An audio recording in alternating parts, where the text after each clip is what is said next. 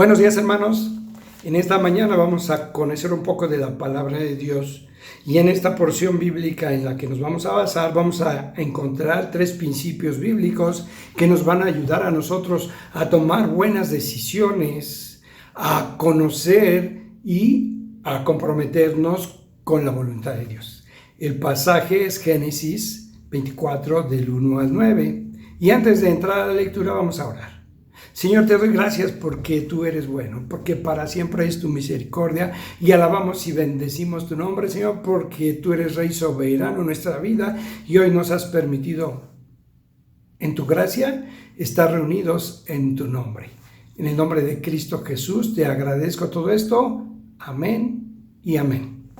La porción dice así, Génesis 24 del 1 al 9. Era Abraham ya viejo y bien avanzado en años, y Jehová había bendecido a Abraham en todo.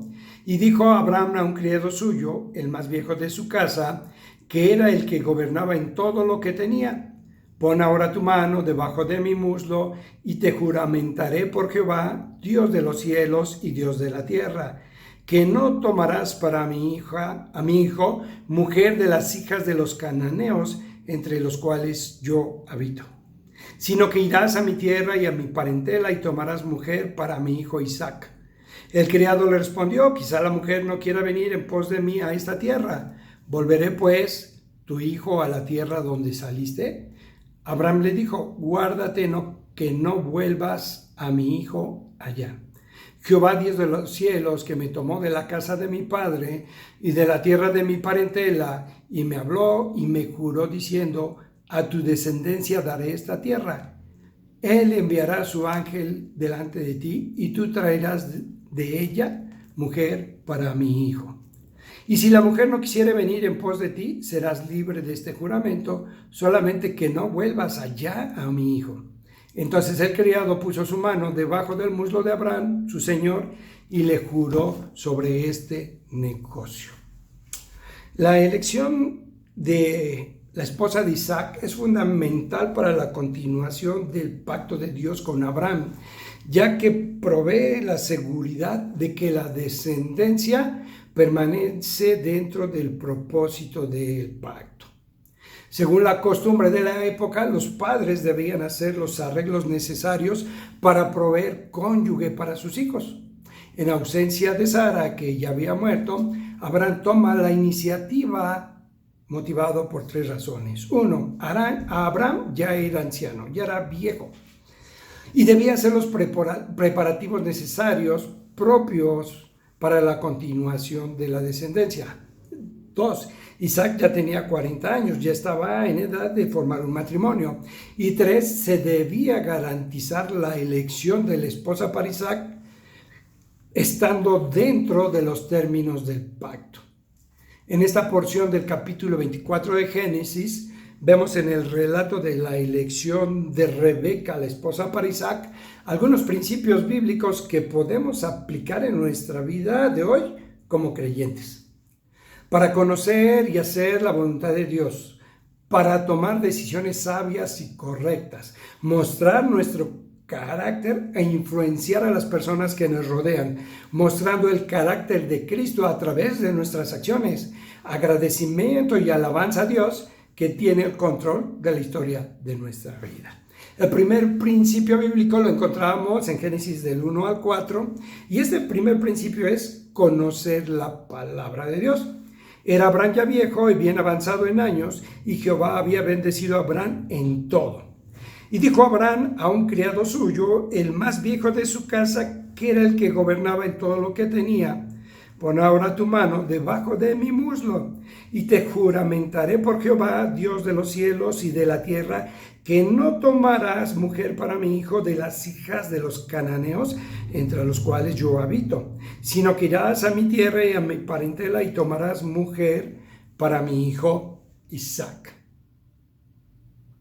En estos versículos hemos leído y debemos entender que es el conocimiento que Abraham tiene de la palabra de Dios, lo que lo lleva a instruir a su mayordomo en cuanto a lo que tiene que hacer. ¿Y qué es lo que tiene que hacer? Pues conseguir una mujer para su hijo Isaac. Y el versículo 4 así lo dice: sino que irás a mi tierra y a mi parentela y tomarás mujer para mi hijo. ¿Cómo podemos estar seguros de que Abraham sabe cuál es el plan de Dios? Conociendo la promesa del pacto de Dios y como padre responsable que es Abraham, concluye que Isaac tiene que casarse y tener hijos para que estos disfruten de las bendiciones de dicho pacto. Abraham tenía conocimiento de la palabra de Dios. Dios se lo había revelado personalmente. En Génesis 15, 18, 21 vemos lo siguiente: en aquel día hizo Jehová un pacto con Abraham diciendo: a tu descendencia daré esta tierra desde el río de Egipto hasta el río grande, el río Éufrates, la tierra de los cananeos, los cenezeos, los cadmoneos, los heteos, los freseos, los refaitas, los amorreos, los cananeos, los gergeseos y los jebuseos. En el versículo 3 vemos a Abraham especificándole a su mayordomo esto: no tomarás para mi hijo mujer de las hijas de los cananeos. ¿Por qué Abraham insistió en que la esposa de su hijo no debía provenir del pueblo cananeo? Abraham sabe que a partir de la palabra de Dios, que Dios no bendecirá un matrimonio con una mujer cananea. Abraham conoce la maldición que Dios le había dado al pueblo de Canaán a través de Noé. Y también sabía de primera mano, porque vivía entre ellos, que los canaanitas eran un pueblo idólatra. Y que podemos ver más adelante en el libro de Deuteronomio, cuando Josué más bien va a entrar a la tierra, va a introducir al pueblo a la tierra prometida, les da estas instrucciones de parte de Dios: no harás con ellas alianza, no tendrás de ellas misericordia, no emparentarás con ellas, no darás a tu hijo su hija, ni tomarás su hija para tu hijo, porque desviará a tu hijo en pos de mí y servirán a dioses ajenos, y el furor de Dios será sobre ellos y te destruirá pronto.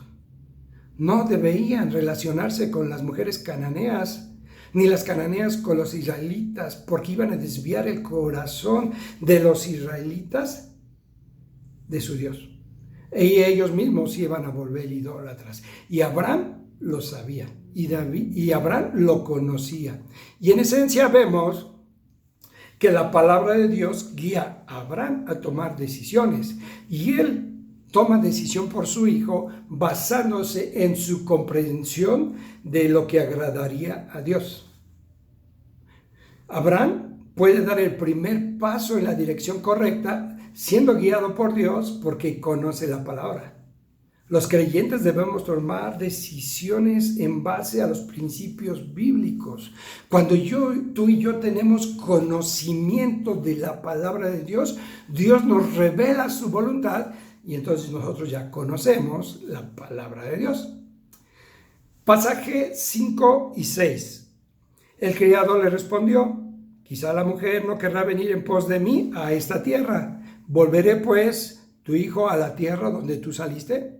Y Abraham le dijo: guárdate que no vuelvas a mi hijo allá. Abraham estaba comprometido a hacer la voluntad de Dios. Ese es el segundo principio: comprometidos a hacer la voluntad de Dios. Y Abraham realmente conocía la voluntad de Dios a través de su palabra y ahora está comprometido a hacer la voluntad de Dios. Y lo vemos cuando respondió a su mayordomo Eliezer: no procures llevar mi hijo nunca allá. Puede que algunos se pregunten: ¿cómo podemos estar comprometidos a la voluntad de Dios cuando seguimos buscando la voluntad de Dios? Esta pregunta puede ser razonable, pero no lo es, porque la Biblia sí tiene revelaciones claras de la voluntad de Dios. Veamos algunos ejemplos. ¿Qué dice Tesalonicenses 4:3? Pues de la voluntad de Dios es vuestra santificación, que os apartéis de fornicación. El creyente debe seguir la voluntad de Dios, debe conocerla y comprometerse a la voluntad de Dios. Y la voluntad de Dios es nuestra santificación, que nos apartemos de fornicación. Les voy a contar una ilustración. Un pastor en una conferencia de pastores está dando la conferencia, y en el tiempo de respuestas y preguntas, un grupo de jóvenes, de pastores jóvenes, le preguntan: oiga, pastor, usted que ya tiene edad suficiente, ¿nos puede decir cómo vencer la tentación sexual? Y este pastor les dice: pues no les puedo decir porque no tengo la suficiente edad. La santidad no es cuestión de la edad fisiológica, es cuestión de una decisión de buscar y seguir la santidad de nuestra vida. Primera de Pedro 2, 13, 15 nos dice: por causa del Señor sométanse a toda institución humana, ya sea al rey como superior y a los gobernadores como por él enviados, para castigo de los malhechores y alabanza de los que hacen bien, porque esta es la voluntad de Dios, que haciendo bien hagáis callar la ignorancia de los hombres. Hermano, dice la palabra que nosotros debemos obedecer a nuestras autoridades. Y si las autoridades en este tiempo de pandemia nos están dando unas instrucciones y nos dicen claramente: quédate en casa, cuida a tus ancianos, cuida a los más vulnerables, cuida a los niños, no salgas solo para cuestiones esenciales. El creyente debe obedecer, ¿sí? El creyente debe seguir esas instrucciones. Pero hay creyentes que no obedecen. Simplemente dicen: ¿yo por qué voy a obedecer? Es una mentira eso. Yo no me voy a sujetar a los hombres, yo me voy a sujetar a Dios.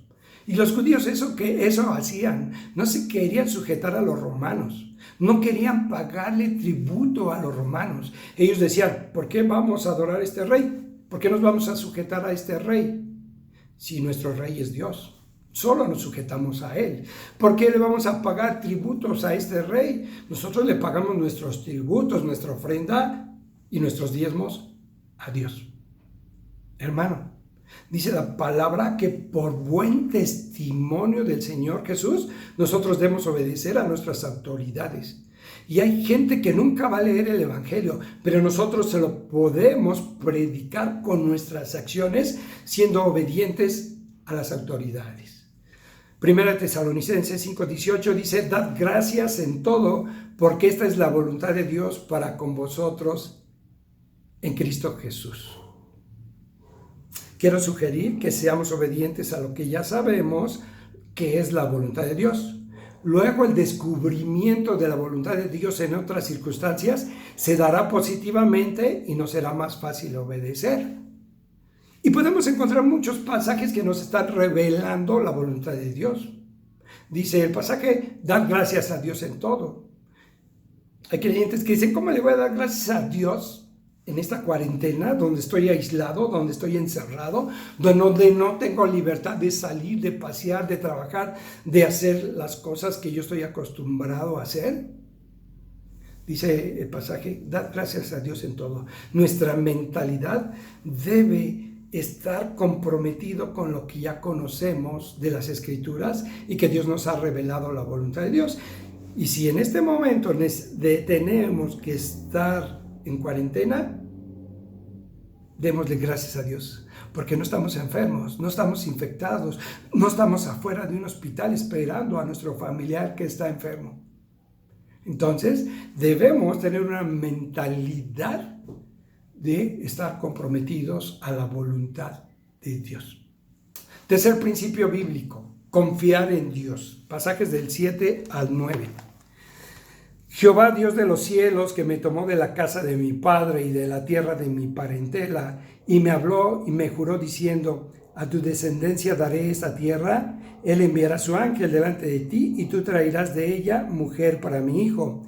Y si la mujer no quisiere venir en pos de ti, serás libre en este mi juramento, solamente que no vuelvas allá a mi hijo. Entonces el criado puso su mano debajo del muslo de Abraham, su señor, y le juró sobre este negocio. Este pasaje, en este pasaje, Abraham declara que Dios le ha hecho una promesa. Y ya que Dios le ha hecho una promesa, está seguro que Dios la cumplirá. Las personas nos pueden hacer muchas promesas y a menudo nos fallan, pero Dios siempre hará lo que dice que va a hacer. Abraham cree que Dios cumplirá su promesa y proveerá una esposa para Isaac. Consideremos las posibilidades para el mayordomo que va a viajar 800 kilómetros para encontrar a la muchacha adecuada y de la misma familia de Abraham.